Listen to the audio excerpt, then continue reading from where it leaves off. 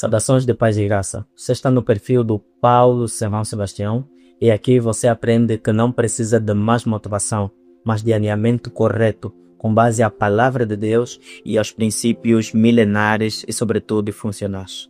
Hoje nós daremos segmento à nossa aula, a aula 3, portanto, hoje nós falaremos da terceira herança, a habitação permanente do Espírito Santo. Nós pudéssemos colocar um GPS em Deus. Ou melhor, se nós pudéssemos colocar um GPS no Espírito Santo de Deus, onde é que exatamente esse GPS nos levaria? A maior parte de nós poderá pensar que se nós colocássemos o GPS em Deus, esse mesmo GPS nos levaria diretamente para os céus. Mas é exatamente aí onde nós nos enganamos. Porque se nós colocássemos o GPS em Deus, esse GPS nos levaria até a toda aquela pessoa que aceitou Jesus como seu suficiente Senhor e Salvador. O que eu quero dizer é que a Bíblia nos ensina que todo aquele que crê em Jesus como seu suficiente Senhor e Salvador torna-se a habitação de Deus, ele torna-se a casa de Deus. Deus já não habita em templos construídos por mãos humanas. Deus já não habita em uma cidade específica. Deus não habita em um país específico. Hoje Deus habita naquele coração que o aceita e o recebe, crendo profundamente no sacrifício e no modelo de vida que nós podemos imitar de Deus por meio de seu Filho amado, Jesus Cristo. Hoje, portanto, vamos explorar um pouco essa terceira herança, que é a habitação permanente de Deus. É necessário entender que Deus habita em nós e existem várias referências bíblicas que nos façam perceber isso. E eu quero explorar essas mesmas referências consigo. Portanto, se nós abrirmos a Bíblia em 1 Coríntios capítulo 3, versículo 16, nos diz o seguinte: não sabeis vós que sois o templo de Deus e que o Espírito de Deus habita em vós? Portanto, nós vemos o apóstolo Paulo admoestando a igreja de Corinto, falando para eles que não sabeis vós que sois o templo de Deus. Portanto, primeiro esse texto mostra que nós, aqueles que creem em Jesus como seu suficiente Senhor e Salvador, tornam-se o templo de Deus. Em segunda instância diz, e que o Espírito de Deus habita em vós, mostrando claramente que nós somos primeiramente o templo de Deus e em segunda instância nós somos a morada de Deus. Deus não habita somente nos céus, ele habita também nos céus. Nos céus fala especificamente daqueles que o receberam como seu suficiente Senhor e também Salvador. Deus está exatamente nesse momento habitando corporalmente em todos aqueles que o receberam. É necessário nós percebermos que essa questão é paradoxal, porque quando nós lemos a Bíblia em Êxodo, capítulo 19, nós vemos que Deus diz a Moisés que preparasse o povo, que se santificasse, porque ele desceria no Monte Sinai para que onde o visitaria. E nós vemos que quando Deus geralmente descia e desce lá, em Êxodo capítulo 19, nós vemos que houve um estrondo, nós vemos que a terra mexe, a terra estremece. E o povo diz, Moisés, peça que Deus não venha, suba tu, falas literalmente com ele, ou falas somente você com ele. Mas aí nós vemos que esse Deus, quando desce na terra, não de forma plena, a terra treme, a terra grita, a terra geme e os homens se atemorizam, aceitou viver especificamente em nós. Deixa-me abrir aqui aspas e fazer uma pergunta provocadora. Se quando Deus desceu no Monte Sinai, a terra toda gemia, tremia e todos os homens conseguiram perceber que Deus desceu naquela terra, você não acha que quando Deus também habita em nós, os sinais são claros de que nós temos alguma coisa a mais, que nós temos alguém a mais habitado sobre nós? Fica essa reflexão. Portanto, repara que este texto diz que o vosso corpo, ele não diz o vosso espírito, não diz a vossa alma, ele diz o vosso corpo, especificando que as nossas células, tecidos, órgãos, músculos, tendões, nosso cabelo, ou seja, tudo que nós temos que compõe o nosso corpo físico, torna-se, a partir do momento que cremos em Jesus, o templo de Deus, a casa de Deus. É preciso perceber que Deus não habita no Vaticano, Deus não habita na Itália, Deus habita em todos os sítios onde tiver alguém que o crê verdadeiramente. Não é a estrutura de um local que faz Deus habitar nele é especificamente a disponibilidade de um coração. A disponibilidade de um coração a aceitar e crer veementemente na obra salvadora de Cristo Jesus, que torna o mesmo habitação, ou a mesma habitação de Deus. Aí nós voltamos no centro daquilo que é a nossa mentoria. Falamos ou voltamos um pouquinho mais para a nossa identidade. Existem, portanto, dois lados aqui. Temos a identidade assumida e temos a realidade interior. Temos dois pontos fundamentais. A identidade assumida e a realidade interior. É que muitas das pessoas se identificam com doenças, aceitaram uma vida fracassada e aceitaram uma vida espiritual, emocional e física rasa, quando na verdade esses pontos, essas características ou qualificações não coadunam com o Espírito de Deus que eles incorporaram. Deixa-te fazer perceber o seguinte: o próprio Deus, Criador dos céus e a terra, habita corporalmente em você. Ou seja, Deus habita em ti, Deus habita em você. Então você vai conseguir perceber agora que Deus se importa com a tua saúde, Deus se importa com a saúde física do teu espírito, da tua alma e sobretudo do teu corpo, porque é exatamente no teu corpo onde Ele habita. Deixa eu fazer perceber o seguinte: Deus é um ser espiritual. O Espírito Santo é, de fato, espírito, é imaterial. E para ele atuar cá na Terra, ele precisa de um corpo material. O imaterial não atua de forma eficiente no mundo imaterial. Então, para que ele atue de forma eficiente, ele precisa de um corpo material. Esta é uma das razões pelas quais o Espírito Santo habita corporalmente em nosso corpo, para que ele tenha maior possibilidade de impactar outras vidas. Aí você percebe que não faz sentido Deus habitar em ti e você aceitar doenças. Não faz sentido Deus habitar em ti e você querer uma vida rasa. Não faz sentido você carregar uma vida grande e aceitar viver uma vida pequena. Dentro de Deus Espírito está incubada no Espírito Santo e esse Espírito Santo foi nos colocado. Então, é o Deus Pai e Jeová e Jesus Cristo que estão habitando em nós por meio do seu Espírito. Então, não faz sentido você pensar, esperar pouco, quando você tem o dono de tudo sobre ti.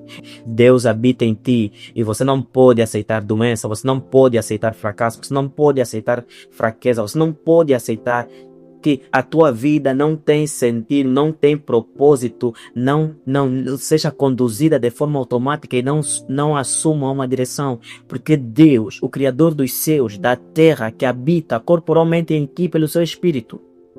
Então não faz sentido você ter um Deus grande, querer viver pequeno. Não faz sentido você ter um Deus que possui todo o ouro e toda a prata e você viver como se fosse um pobre. Preste atenção, eu disse viver como se fosse um pobre.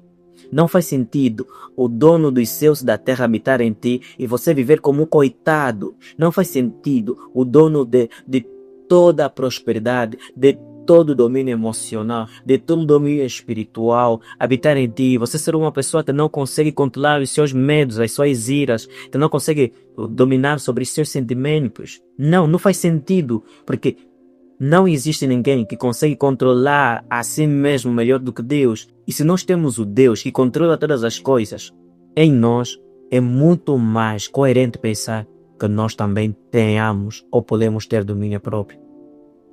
Irmãos, você vai conseguir perceber com isso que o problema do cristão, o problema do crente não é exatamente o que lhe falta. É a falta necessariamente da consciência. Não é falta de poder, não é falta de capacidade, não é falta de habilidades, é a falta de consciência. Exatamente, o problema não está em falta de habilidade, em falta de capacidade ou falta de aptidões. Nós temos tudo isso em Cristo Jesus e Cristo colocou em nós por meio do seu Espírito Santo. Mas a pergunta é, se nós temos o Deus criativo, criador, equilibrado, com todo o poder e toda a glória, por que nós vivemos uma vida pequena, sem glória, fracassada? E por que nós vivemos como se fôssemos coitados e abandonados? A questão não é o que nós não temos, a questão é o que nós temos, mas não temos usado. Então o problema do crente não é o que lhe falta, é exatamente a consciência que não é completamente bem estruturada. A consciência do cristão deve ser estruturada. É aquele exemplo vulgar que temos alguma coisa em nossa mão, mas procuramos por ela. Então deixa-me dizer que o que muitas vezes você procura fora, ou senão uma parte das coisas que você busca fora, Deus já colocou dentro de ti. Existe muita gente que procura fora um amor, quando na verdade Deus já colocou nele o amor. Existe muita gente que está a procurar fora a fé, quando Deus já colocou dentro de nós fé. Existe muita gente que crê, existe muita gente que pensa que vai alcançar apenas a felicidade quando o mundo for mais seguro. Só que Deus já colocou a segurança em nosso coração por meio do Espírito Santo. Então você vai perceber que nós, os homens, buscamos sempre fora o que Deus já colocou dentro. Nós já temos tudo dentro por meio do Espírito Santo. Vamos aqui fazer um paradoxo que é muito interessante. Você já conseguiu entender, você já conseguiu reparar como muitos crentes ou muitas pessoas conseguem crer com maior facilidade dos demônios, que os demônios podem influenciar e podem possuir um ser, mas têm dificuldade em crer que o Espírito Santo habita corporalmente sobre uma pessoa. É fácil nós cremos que uma pessoa é tomada pelo espírito diabólico, é tomada por demônios. Nós cremos facilmente, mas nós temos grande dificuldade em crer da mesma proporção que o Espírito de Deus pode não apenas influenciar, como o espírito diabólico pode influenciar, mas como o Espírito de Deus também pode dominar corporalmente, dominar completamente um ser. É fácil nós pensarmos que os demônios podem possuir uma pessoa, fazendo com que essa mesma pessoa não tenha domínio sobre o seu próprio corpo. Mas temos uma grande dificuldade em acreditar que o Espírito Santo de Deus, que em nós existe, que foi nos dado e selado com a promessa de Deus, que Ele habita em nós e pode nos dominar completamente. Então o problema do crente é exatamente a falta de conscientização. Aqui o problema não está na verdade bíblica, mas na consciência deturpada do crente. Temos grande facilidade em ver demônios, mas temos grande dificuldade em vermos Deus. Nós vemos facilmente demônios nos outros. Conseguimos ver a influência dos espíritos malignos nos outros, mas não conseguimos ver a influência, o poder do Espírito Santo em nós. Não conseguimos reconhecer Deus em nós. Eu quero continuar nesse ponto. Eu quero abrir aqui a Bíblia em Romanos capítulo 8, versículo 11. Diz assim: e se o Espírito daquele que dos mortos ressuscitou a Jesus habita em vós, é o Espírito Santo que ressuscitou Jesus. Veja, e se o Espírito daquele que dos mortos ressuscitou a Jesus, o Espírito que ressuscitou a Jesus habita em vós, aquele que dos mortos ressuscitou a Cristo também vivificará os vossos corpos mortais. O Espírito Santo vivificará os vossos corpos mortais. Você consegue perceber? Esse nosso corpo com debilidades, com fraquezas, percebes? Ele é vivificado pelo Espírito de Deus, pelo Espírito de Cristo. Vê, também vivificará os vossos corpos mortais pelo seu Espírito que em vós habita. De maneira que, irmãos, somos devedores, não à carne, para vivermos segundo a carne, porque se viverdes segundo a carne, morrereis.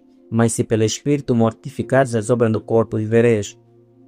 Porque todos os que são guiados pelo Espírito de Deus, esses são filhos de Deus. Vês? Do mesmo jeito como homens podem ser conduzidos por demônios, podem ser influenciados por demônios, nós, os cristãos, podemos ser influenciados pelo Espírito de Deus. Mas é necessário perceber que o Espírito Santo não nos empurra. O Espírito Santo, ele tem que nos consentá-los. Se você não consentir a ação do Espírito Santo, ele dificilmente vai fazer.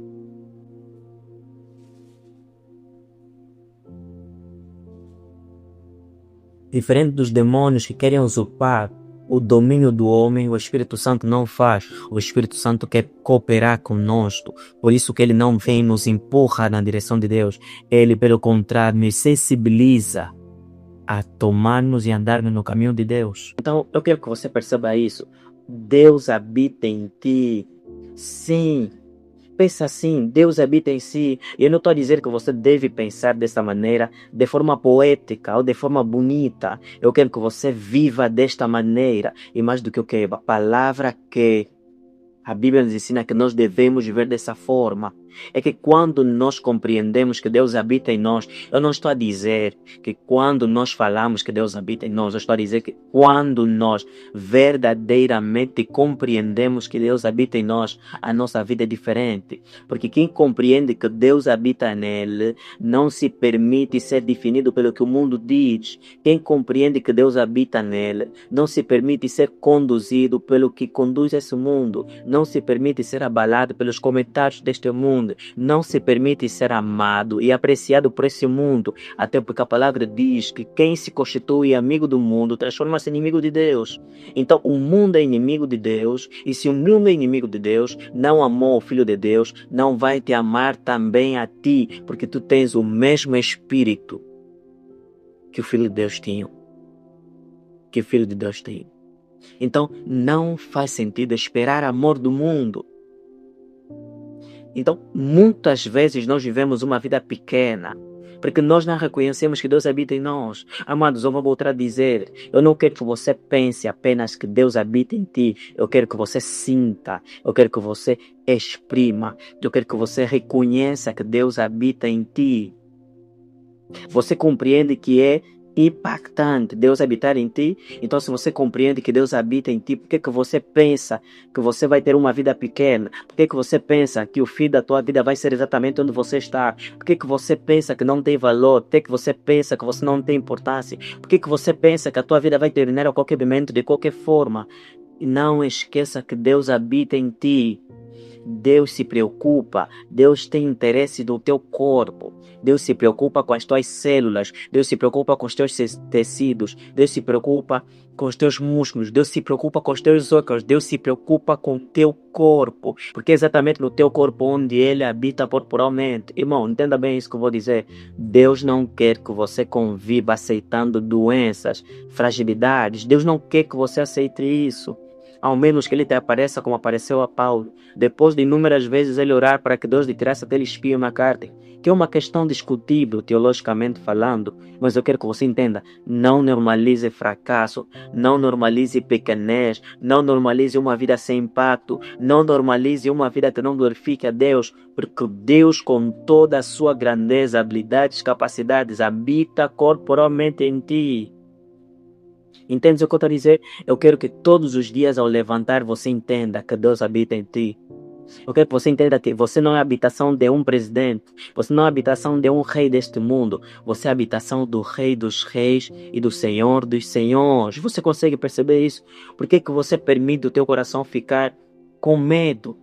Por que você tem tanto medo? Por que você procura se proteger a si mesmo? Você não percebe que quem te protege é Deus? Você não percebe que Deus corporalmente habita em ti? Por que você se preocupa tanto com o que vai comer, com o que vai vestir, com o que vai beber? Será que você não entende que Deus habita corporalmente em ti? E se Deus habita corporalmente em ti, Ele se preocupa com o que você vai comer, com o que você vai beber e com o que você vai vestir? Porque os teus interesses, na verdade, não são mais fortes do que os interesses de Deus para contigo. Deus se preocupa com o teu corpo. Deus sempre mostrou na Bíblia se preocupar com o corpo dos seus servos. Não é vão que a Bíblia lhes ensina em Judas que os demônios que Satanás tentava procurar e queria roubar o corpo de Moisés, mas Deus guardou por meio de um arcanjo, o arcanjo Miguel. Mas Deus escondeu o corpo de Moisés. Por que Deus escondeu o corpo de Moisés? Porque Deus nos mostra claramente que o nosso corpo é importante para Ele, porque o nosso corpo tem algum valor. E eu quero que você entenda que a questão do nosso corpo, não tratamos apenas de que Deus nos guarda, mas é necessário nós percebermos que é privilégio. É preciso nós compreendermos que é um privilégio termos esse corpo físico. Porque é exatamente esse corpo físico onde Deus habita. E nós vamos nos responsabilizar por como nós cuidamos desse corpo. É por isso que a Bíblia nos ensina que os pecados cometidos no corpo são julgados de forma diferente. Pecados cometidos no corpo, eles têm impacto também no corpo. Porque deixa eu te dizer uma coisa, irmão. Deus vai pedir responsabilidade pela forma como nós usamos o nosso corpo. Então deixa eu te dizer o seguinte: se você percebe que o teu corpo é o templo do Espírito de Deus, se você compreende que o teu corpo é a habitação de Deus, você não vai permitir que o teu corpo retenha, obtenha experimente qualquer coisa. Você não vai permitir que qualquer coisa entre nesse templo. Você não vai permitir que os teus olhos vejam qualquer coisa. Você não vai permitir que as tuas mãos toquem em qualquer pessoa e em qualquer sítio. Então, você vai conseguir perceber? Você não vai permitir que os teus pés pisem em qualquer sítio, porque os teus pés, os teus olhos, o teu corpo é o templo do Espírito de Deus. E o facto de Deus habitar em ti não significa que Deus vai te mover sempre de forma esforçada, principalmente. Não. Deus te deu essa responsabilidade e ao mesmo tempo o privilégio de você administrar esse templo, administrar esse corpo. Então, com isso eu quero dizer o quê? Coma saudavelmente, durma de forma saudável, evite o estresse, evite a ansiedade, porque esse corpo é o templo do Espírito de Deus. Porque esse corpo é onde Deus habita. Aí vem uma outra pergunta. Será que se nós pecarmos, será que se nós não cuidarmos bem desse templo, será que se nós não guardarmos bem esse corpo, que é o templo do Espírito Santo, o Espírito Santo de Deus vai-se embora? Eu vou te responder isso com a palavra de Deus. João capítulo 14, 16 a 17 nos diz alguma coisa a respeito. Nos ensina sobre o facto de que se nós pecarmos, será que o Espírito Santo vai embora? Eu quero que você compreenda isso com base na palavra do Senhor, que diz o seguinte: e eu rogarei ao Pai, e Ele vos dará outro Consolador. Na verdade, a palavra que se usa aqui para o outro Consolador, do grego é Paracletos. Para ao lado, kletos, assistência, né? Paracletos é uma palavra que traz a ideia de aquele que vai te assistir, aquele que vai te acompanhar, tá? Mas aqui usou-se a palavra Consolador. Então, eu rogarei ao Pai, e Ele vos dará outro Consolador, para que fique convosco para sempre. Para que fique convosco quanto? Em alguns momentos, nos momentos difíceis, nos momentos em que vocês aparentemente se sentem santos, no momento em que aparentemente vocês se sentem fortes. Não. Ele diz claramente aqui, para que fique convosco para sempre. Mas vamos continuar lendo. O Espírito de verdade, que o mundo não pode receber, porque não o vê, nem o conhece. Mas vós os conheceis, porque habita convosco e estará em vós. Consegues perceber? Habita convosco e estará em vós. Aqui, portanto, nós vemos dois pontos importantes. Nós vemos a habitação, estará convosco, e a comunhão estará em vós. No primeiro ponto, a habitação é permanente e inabalável. A comunhão é dinâmica e relacional. A habitação do Espírito Santo depende da obra redentora de Cristo, mas a comunhão depende das nossas ações. A comunhão, nós percebemos que o Espírito Santo permanecerá conosco para sempre. Então nós vemos dois pontos importantes aqui. Primeiro é que o texto nos ensina que o Espírito Santo estará conosco para sempre. A habitação do Espírito Santo em nós estará permanentemente definida. Ou seja, o Espírito Santo estará conosco para sempre. O sempre não tem um tempo limite, é eternamente. Nós experimentaremos a eternidade tendo o Espírito Santo. O nosso pecado não vai tirar o Espírito Santo de nós. Mas agora é preciso compreender que o facto do Espírito Santo não sair em nós não nos dá legalidade para vivermos de qualquer forma, porque a Bíblia nos ensina para não entristecermos o Espírito Santo, tratando especificamente da comunhão, porque a habitação e comunhão são coisas diferentes. O Espírito Santo estará convosco, habitação, e estará em vós, comunhão. É necessário nós percebermos que a única coisa que pode ficar comprometida é exatamente a comunhão, e não necessariamente a habitação do Espírito Santo em nós. Por isso é que nós percebemos que quanto mais nós ouvimos e buscamos interagir com o Espírito Santo, mais o Espírito Santo tem legalidade para agir, mais o Espírito Santo tem legalidade para se manifestar. E quando nós cedemos ao pecado, parece que nós abafamos a obra e o poder do Espírito Santo em nós. Portanto, nossos pecados podem fazer com que o Espírito Santo saia de nós. Vamos ainda mais uma vez na Bíblia para ver o que me diz a respeito. Efésios capítulo 1, versículo 13 a 14 diz assim: em quem também vós, depois que ouviste a palavra da verdade, esta palavra que estamos aqui a pregar, o evangelho da vossa salvação, o evangelho que lhes traz salvação, vês? E tendo nele também crido, ouviram essa verdade e creram nesse evangelho, fostes selados com o Espírito Santo da promessa. Consegues entender? Fostes selados. nos colocaram um selo. Entenda. No contexto histórico da época, o selo era um elemento que apresentava autoridade, segurança e também garantia. De tal maneira que um documento, se não tivesse selo real, não era visto, não era tido como autoridade, porque não tinha o selo do rei. De outra forma, se não tivesse o selo, não daria a segurança que vem exatamente do rei. Poderia se questionar ou pensar que vem de qualquer um.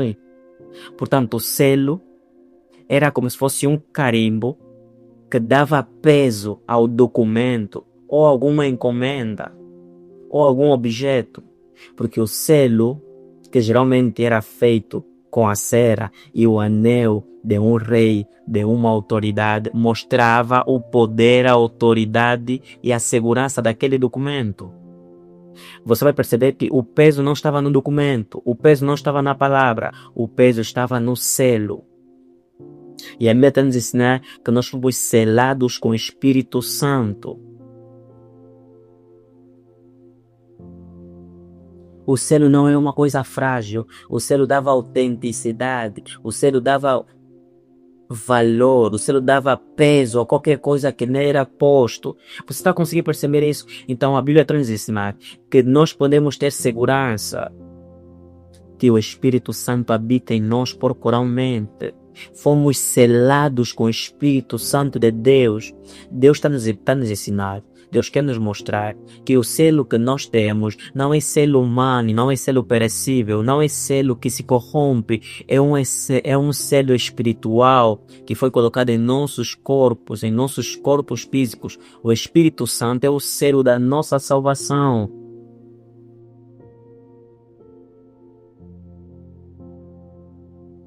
Veja o que diz: fostes selados com o Espírito Santo da promessa. Vês? O qual é o penhor da nossa herança para a redenção da possessão de Deus, para o louvor da sua glória. E aquele falava agora de penhor. Penhor era, vamos assim dizer, um acordo jurídico. Era um acordo, era um objeto que se dava e que tem um penhor jurídico. Ou seja, era aquilo que se dava, que eu mostrava que com garantia eu terminaria de fazer aquilo que eu comecei. Então, vamos mostrar aqui o texto. Nos fala de glória futura também. Está nos falar que já temos o selo do Espírito Santo, mas não termina por aí. Deixa eu tentar te explicar ainda mais sobre o selo. Quando nós lemos a Bíblia, no livro de Daniel, nós vemos que o rei Dário tinha uma relação muito saudável com Daniel, mas alguns homens não gostavam de Daniel, principalmente pelo fato de ele adorar ao seu Deus. Então, eles pediram que o rei Dário emitisse um comunicado onde todo homem que adorasse um outro Deus, que não fosse ele ou seus deuses, que fosse morto. E ele coloca o seu selo. E depois trazem aquilo para o rei Dário. Dizem para o rei Dário que trazem para o rei Dário que Daniel estava adorando ao seu Deus. Quando o rei Dário soube aquilo, ele ficou triste, mas ele não poderia passar acima do seu selo, porque o documento que ele havia feito havia tido o seu selo, mostrando a sua garantia, ou seja, o selo estava até acima do rei. E a Bíblia também nos mostrar que nós fomos selados com o Espírito Santo de Deus, o que significa que o que Deus falou, ele não ultrapassa, não passa acima disso. Amigo, não sei se consegues perceber. Rei Dário ficou triste, mas ele pediu ainda assim que se colocassem Daniel na pova dos leões, porque ele disse que todo aquele que desobedeceria morreria. Percebes? Esse é o poder do selo. Ou seja, quando existe selo, ninguém passa acima desse selo, ninguém passa acima do documento. E a Bíblia nos ensina, em Efésios capítulo 1, versículo 13, que nós fomos selados com o Espírito Santo de Deus. Não é o nosso pecado que vai nos tirar esse selo, não é o nosso fracasso que vai nos tirar esse selo. A mim, deixa eu dizer, o Evangelho é a forma de vida mais profunda que eu conheço. Quando você começa a compreender isso, você entende que Deus não permanece, o Espírito Santo de Deus não permanece na tua vida pela tua vida de oração, pela tua vida de medicação, pela tua vida de sacrifícios. Não estou a dizer que isso não seja importante, pelo contrário, isso é importante para nós todo momento lembrarmos que Deus habita em nós, mas não é isso que mantém o Espírito Santo. Essas práticas são de quem já tem Espírito Santo. Essas práticas não trazem o Espírito Santo. A oração, a meditação, o jejum não traz o Espírito Santo. É o Espírito Santo que te faz ir atrás delas, dessas práticas.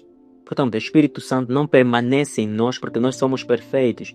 Permanece em nós porque fomos aceitos pelo sacrifício de Cristo Jesus. O Espírito Santo permanece em nós independentemente do que nós fazemos, porque Deus nos selou com o seu Espírito Santo para que, independentemente do que a gente venha fazer, Ele permanecerá conosco para sempre. E Jesus disse em João capítulo 6, Ele estará convosco para sempre. É necessário nós entendermos o seguinte: João capítulo 16, versículo 8 diz que o Espírito Santo que convence o mundo do pecado. Ou seja, o fato do Espírito Santo estar em nós não significa que nós não vamos pecar. Nós vamos pecar muitas das vezes porque a carne nos leva a pecar. Existem 3 reações quando o homem peca. Primeiro, a indiferença. Há homens que quando pecam não sentem nada e não se importam com o seu pecado. Esse homem mostra claramente que não tem Espírito Santo.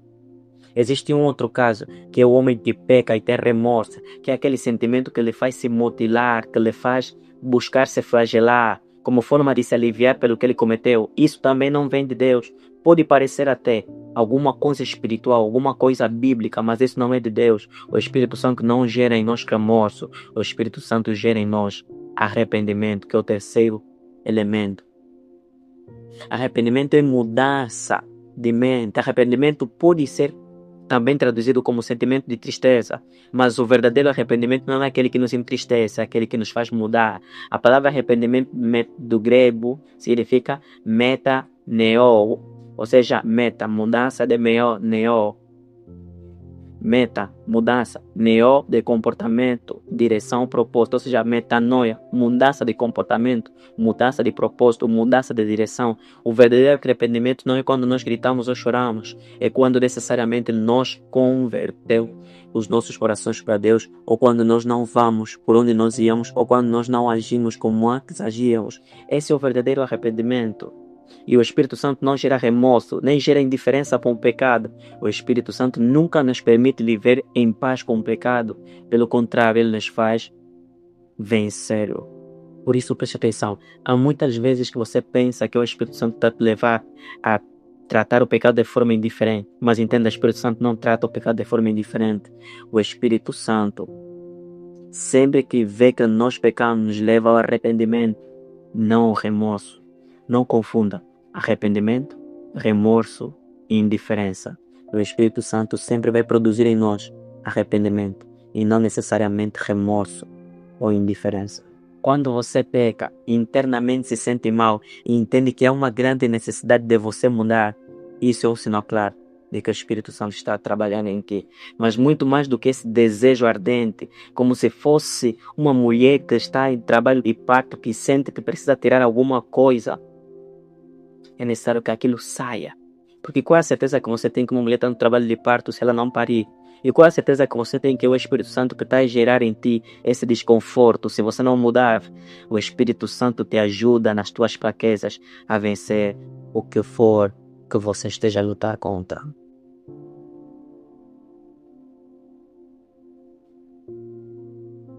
Deixa eu fazer aqui uma pergunta pertinente. Se você estiver em sua casa ou no teu quarto e o teu quarto estiver sujo, o que é que você faz? Você troca de quarto? Você troca de casa? Ou você arruma a tua casa e o teu quarto? E por que você acha, ou por que nós pensamos que muitas das vezes quando nós pecamos, isso leva ou isso faz com que Deus não vá embora? Não, Deus não vai pelos nossos pecados. Nós não estamos na antiga dispensação, onde o Espírito Santo ia embora, onde o Espírito Santo estava sobre os homens e não em ou dentro dos homens. Antigamente, Sansão pecou e o Espírito Santo foi embora. Saul pecou e o Espírito Santo foi embora. Davi ora em Roubos, em Salmo 51, não retires de mim, peço-te, ó Pai, o teu Espírito Santo. Peço-te, ó Deus, o teu Espírito Santo. E aí você precisa compreender que nessa nova dispensação, Deus não tira a ninguém o Espírito Santo. Se verdadeiramente você crê e tens o Espírito Santo de Deus, Deus não pode sair de ti. Irmão Paulo, o que estás a dizer? Eu estou a dizer que quando um quarto está sujo, você arruma o quarto. E quando você estiver sujo, pecando e sentindo que a tua vida está indo de mal a pior, o Espírito Santo está aí para te purificar, para te limpar, assim como você limpa o teu quarto quando está sujo. Agora que você tem o Espírito Santo já não sai de ti. O problema não é se o Espírito Santo sai ou não, é se você tem consciência que ele está em ti. Porque há muita gente que tem o Espírito Santo vivendo como se não tivesse ele. Há muita gente que tem Deus nele, mas vive como se não tivesse Deus. Há muita gente que tem Deus nele, mas não se reconhece Deus em seus planos, projetos, ações. Começa o dia sem Deus, vive ele ao decorrer sem Deus e termina o dia sem Deus. E somente nos domingos ou sábados, ou nos dias de reuniões, é que ele talvez pensa que Deus habita nele. Não é dessa vida que nós fomos programados a viver. Não é esse tipo de vida que nós fomos predestinados a viver. Veja o que o apóstolo Paulo escreve em Filipenses capítulo 1, versículo 6. Tendo por certo isto mesmo, que aquele que em vós começou a boa obra, aperfeiçoará até o dia de Jesus Cristo. Entende isso? Está a dizer que aquele que começou em vós a boa obra, quem começou em nós a boa obra? O Espírito Santo de Deus. O Espírito Santo de Deus que começou alguma obra em nós, continuaremos aperfeiçoando até o dia que Jesus Cristo vier, até o dia que Jesus Cristo voltar. Você percebe isso? Eu estou tentando dizer para si que a Bíblia está nos mostrando em Filipenses que o Espírito Santo estará conosco, apesar das nossas praças. Apesar dos nossos fracassos, nossas falhas, nossos erros, o Espírito Santo de Deus permanecerá estando aí para nos levantar, permanecerá estando aí para nos fortalecer, até o dia que Jesus voltar. Efésios 4:30, não entristeçais o Espírito Santo de Deus. Sim, as nossas ações, os nossos pecados podem levar com que o Espírito Santo seja entristecido, mas nunca lhe fazem ir embora. A Bíblia também diz em Efésios, não apagueis o fogo do Espírito Santo. É possível apagar o fogo. O texto nos faz perceber que é possível que se apague o fogo. Mas o facto de se apagar o fogo não significa que você vai tirar de si o Espírito Santo. O Espírito Santo está em ti e ele permanecerá em ti. Mas amado, talvez esse é o momento que você mais deve prestar atenção. Não viva como se não tivesses Deus. Não viva como se estivesse sozinho nesse mundo. Não viva como se estivesse sozinho nessa situação. Não haja desesperado, não viva desesperada, não viva como se os seus problemas não tivessem solução. Ei, a Bíblia nos ensina, João capítulo 16, João capítulo 14, Deus habita em ti, o Espírito Santo está em ti, o Espírito Santo habita em ti e habita contigo. Ele fez de si a sua habitação, o Espírito de Deus habita em ti. Como é possível você se sentir sozinho se Deus está dentro de ti? Amado, você vai perceber que o problema não é o que nos falta, vou voltar a dizer. É a falta de exercitarmos a consciência que nós ganhamos entre Jesus. Romanos capítulo 12, ele diz que renovam as vossas mentes, renovem as vossas mentes, renovem os vossos pensamentos. Você não é um perdedor, você não é um fracassado, você é amada, você é amado por Deus. O teu corpo é templo do Espírito Santo. Os demônios, os feiticeiros, os gatunos não podem te tocar sem a permissão de Deus. Você vê na Bíblia que nem mesmo o diabo para tocar em Jó tocou sem a permissão de Deus. Jó não era a habitação de Deus, Jó era de Deus, mas não era habitação de Deus, mas você é a habitação de Deus. O inimigo não pode te tocar. Ninguém pode te tocar sem a permissão de Deus. E se alguém te tocar, não te preocupes. Deus é quem permite. Entenda que ninguém está mais preocupado com ti do que Deus. Ninguém está mais preocupado com o cuidado do teu corpo do que Deus. Porque Deus habita corporalmente no teu corpo. Deixe de comentar a respeito desse vídeo. Escreva inúmeras vezes: Deus habita corporalmente em mim. Eu espero você na próxima aula e não esqueça de partilhar esse vídeo com o número máximo de pessoas. Paz e graça.